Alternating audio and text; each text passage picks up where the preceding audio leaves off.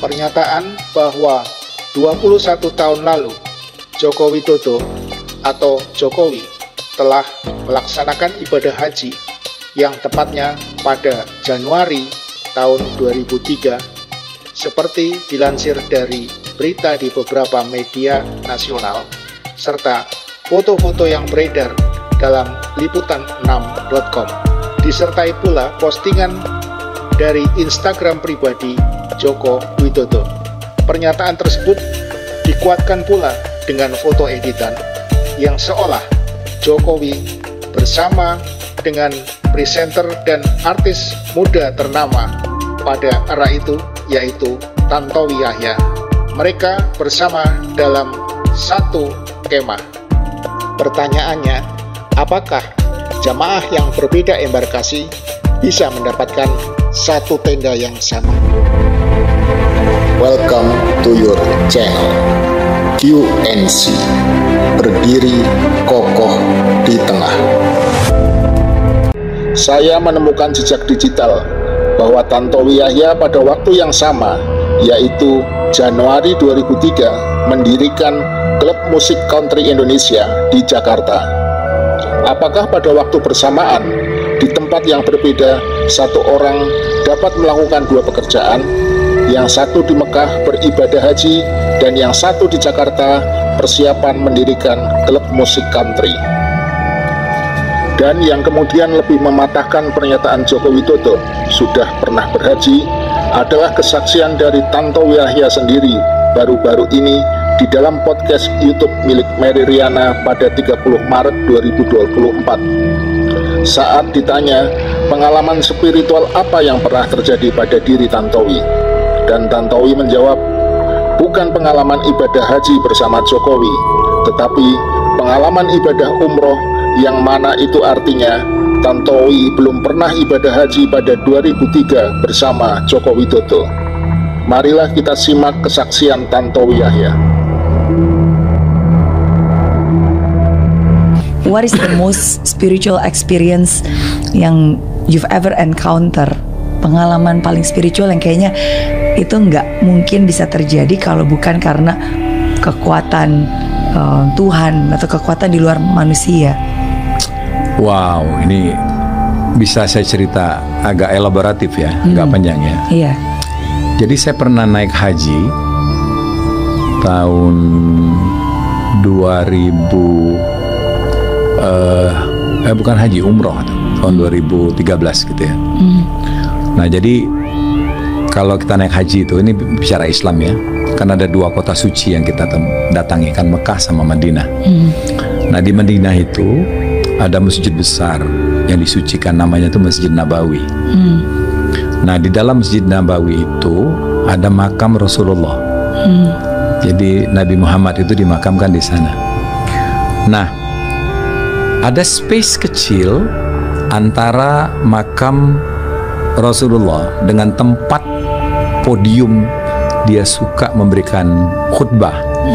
Ada taman kecil banget, itu namanya Taman Raudo. Taman Raudo itu artinya taman yang indah.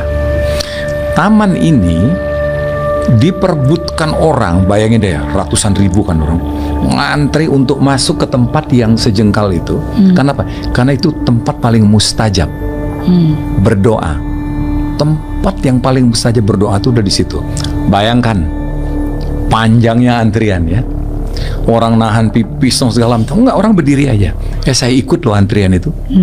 Ikut Mary, ikut. Begitu sampai ke depan pagar itu, terus saya mau melangkah, saya urungkan, saya batalkan niat saya. Saya balik ke belakang, ya, balik ke belakang. Tapi saya bilang, sayang ini. Kenapa coba saya batalkan? Karena saya nggak tahu saya mesti mau doa apa. Saya nggak tahu. Mendingan orang di belakang saya gitu, yang mendapatkan kesempatan itu. Akhirnya, ya udahlah saya bilang. Saya kemudian akhirnya masuk karena saya lihat ada tempat kosong. Bayangan Mary, di tempat jajaran orang lagi duduk tuh ada tempat kosong. Aneh kan? Saya menuju ke sana. Duduklah saya di situ. Begitu saya duduk, saya bengong lagi. Udah saya keluar. Karena saya memikirkan antrian yang begitu panjang itu. Iya. Lebih bagus I give up this space gitu to them kan, yang lebih perlu. Tahu nggak? Begitu saya memutuskan, lagi bingung nggak gitu, ada tangan di samping kanan saya, pegang saya. Ganteng, orang Arab, harum, berbahasa Palembang. Oh iya. Dia pegang tangan saya. Bahasa Palembang itu, nak kemana? Katanya. Pak Tantowi, mau kemana Pak Tantowi? Loh, orang Palembang. Iya, aku orang Palembang. Kata gitu. Nak kemana? Udah duduk sini. Aku pengen keluar. Kenapa? Aku nggak tahu mesti baca apa di sini. Aku nggak siap. Lebih bagus orang itu aja masuk sini. Enggak lah. Tahu nggak, dari sakunya dia keluarkan buku. Saya ingat bang, bukunya tuh berwarna silver. Judul bukunya itu Doa-doa di Raudhah. Doa-doa di Taman Raudhah. You know what? Semua doa itu dalam bahasa Indonesia. Wow. Karena saya nggak bisa baca Arab. Iya. Jadi bayangan ya, ada orang ngasih saya buku doa untuk di Raudhah dalam bahasa Indonesia. Iya. Dah, saya baca. Gampang banget bacanya kan. Nah, habis itu selesai, karena saya nggak bisa lama-lama juga kan. Iya. Saya kasih ke dia, Pak, terima kasih buku ini. Udah, nah, ambil aja. Di Palembang di mana? Saya bilang. Nah, disebutkanlah, itu ada di situ katanya. Ada di alamat di buku itu. Saya lihat, ada tuh alamat itu. Jadi dia di satu pesantren, di satu jalan. Nah, udah, saya. Oke, makasih. Saya bilang assalamualaikum. Nah, saya tinggal buku itu saya bawa. Selama saya di Mekah di Madinah, buku itu ada. Dan saya ingat alamat itu. Tahu nggak, begitu saya pulang ke Jakarta, buku itu tidak ada. Saya cari-cari, buku itu tidak ada. Dan saya tanya kakak saya di Palembang, Kak, dia bilang, tolong kamu cek, ada pesantren di jalan ini nomor sekian. Iya. Kenapa? Enggak, saya mau berterima kasih sama Ustadz itu, saya bilang, karena dialah menolong saya. Ya udah, jalanlah kakak saya. Nah, kakak saya cerita, nggak ada toh katanya alamat itu. Itu toko. Nomor itu ada, tapi toko. Tapi tidak pernah ada pesantren di situ. Saya tanya di situ. Masya Allah. Siapa orang itu? Iya. Ya. Itulah kebesaran Tuhan kan. Wow. Ya. Dia kirim malaikat. Iya. Malaikat kan bisa semuanya kan.